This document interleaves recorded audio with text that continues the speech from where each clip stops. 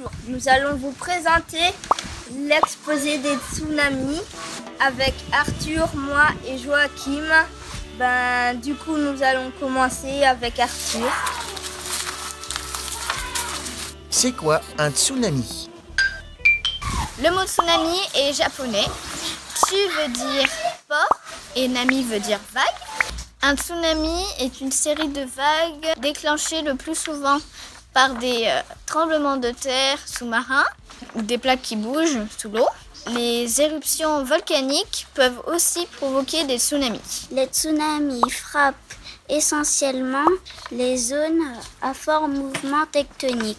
Les tremblements de terre sont liés au mouvement des plaques tectoniques et aux chocs qui se produisent entre elles lorsqu'elles se déplacent. Un important volume d'eau est alors déplacé. Cela provoque des ondes qui se propagent à travers l'océan à une vitesse pouvant atteindre celle d'un avion de ligne. En mer, le tsunami se remarque à peine, mais lorsqu'il atteint les côtes, les vagues deviennent de plus en plus hautes. Une grande masse d'eau très puissante rentre à l'intérieur des côtes.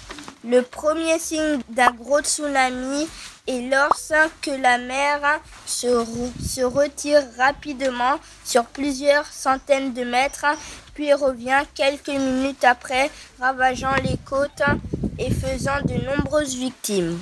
Comment se protéger d'un tsunami?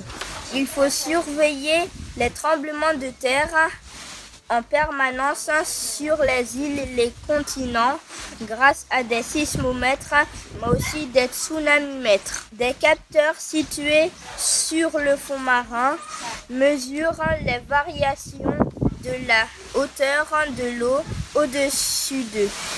Les informations sont transmises par satellite au centre d'alerte au tsunami, peuvent prévenir où et quand un tsunami va frapper et prévenir les populations. Le 26 décembre 2004, dans l'océan Indien, en Indonésie, un tsunami très fort a été provoqué par un séisme de 9,2 sur l'échelle de Richter.